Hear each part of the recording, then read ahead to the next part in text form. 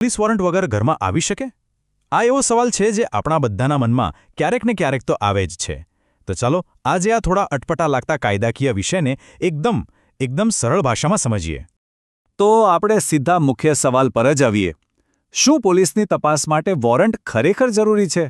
શું એવું બને કે વોરંટ વગર તપાસ થાય જ નહીં?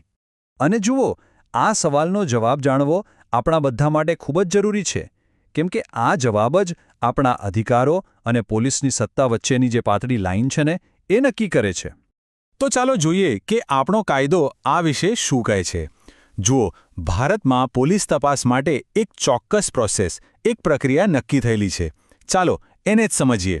તો સૌથી પહેલો અને સામાન્ય નિયમ એ છે કે મોટા ભાગે નોર્મલ સંજોગોમાં પોલીસે કોઈપણ જગ્યાની તલાશી લેવી હોય તો એ પહેલાં કોર્ટ પાસેથી પરમિશન એટલે કે મંજૂરી લેવી પડે. આ એકદમ સીધી વાત છે. આ જે કોર્ટની મંજૂરી છે ને, એને જ કાયદાની ભાષામાં સર્ચ વોરંટ કહેવાય છે. આ એક ઓફિશિયલ કાગળ છે જે કોર્ટ પોલીસને આપે છે કે હા, તમે આ જગ્યાએ તપાસ કરી શકો છો. આ નિયમ એટલા માટે છે જેથી પોલીસ પોતાની મરજી મુજબ ગમે ત્યાં તપાસ ન કરવા લાગે. અને આનો કાયદાકીય આધાર ક્યાં છે? તો એ છે ક્રિમિનલ પ્રોસિજર કોડ, જેને આપણે ટૂંકમાં CRPC કહીએ છીએ, એની કલમ 93માં. પણ સવાલ એ થાય કે શું આ નિયમનો કોઈ અપવાદ જ નથી? હંમેશા વોરંટ જોઈએ જ? તો જવાબ છે ના. અમુક ખાસ સંજોગો પણ હોય છે અને કાયદો એ વાતને બરાબર સમજે છે. ક્યારેક એવી સ્થિતિ હોય કે વોરંટ લેવા જવામાં સમય બગડે તો મોટું નુકસાન થઈ જાય. તો ચાલો આ બે પરિસ્થિતિઓને સરખાવીએ. એક બાજુ છે સામાન્ય સ્થિતિ, જ્યાં નિયમ પ્રમાણે કોર્ટનું વોરંટ જોઈએ જ, અને બીજી બાજુ છે એકદમ ખાસ પરિસ્થિતિ, જ્યાં મામલો એટલો ગંભીર હોય કે તરત જ એક્શન લેવી પડે, વોરંટની રાહ જોવાય એમ જ ન હોય. તો એવા કયા સંજોગો છે જ્યાં વોરંટ વગર તપાસ થઈ શકે? જુઓ, CRPCની કલમ 165 કહે છે કે જો કોઈ પોલીસ અધિકારીને પાક્કો વિશ્વાસ હોય કે વોરંટ લેવા જઈશું એટલી વારમાં તો પુરાવા જ ખતમ કરી દેવાશે, તો એ વોરંટ વગર પણ તપાસ શરૂ કરી શકે છે. દાખલા તરીકે, કોઈક જગ્યાએ ગેરકાયદેસર હથિયારો છુપાવ્યા હોવાની પાક્કી ખબર મળે, અથવા નશીલા પદાર્થોનો મોટો જથ્થો આવ્યો હોય, તો રાહ ન જોવાય.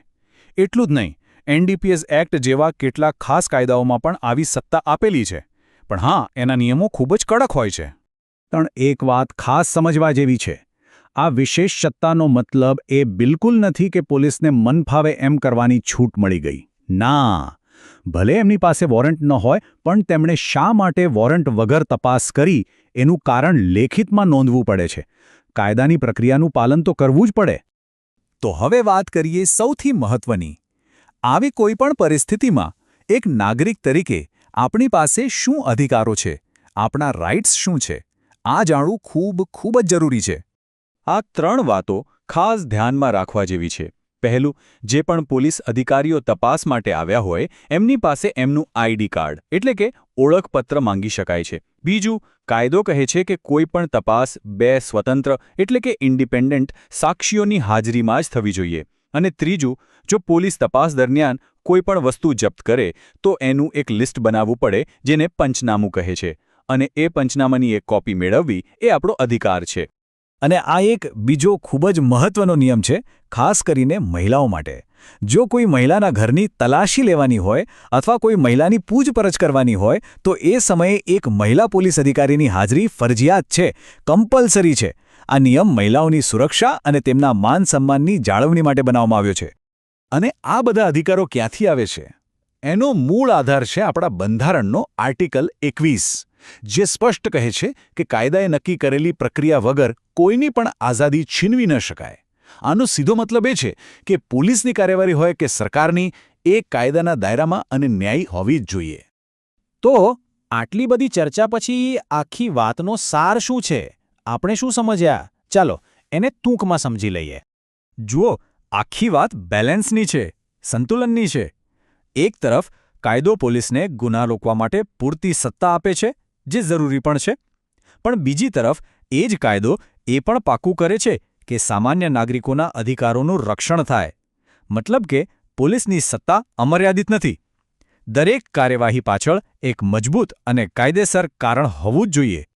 અને અંતમાં એક સવાલ સાથે આપણે આ ચર્ચા પૂરી કરીએ.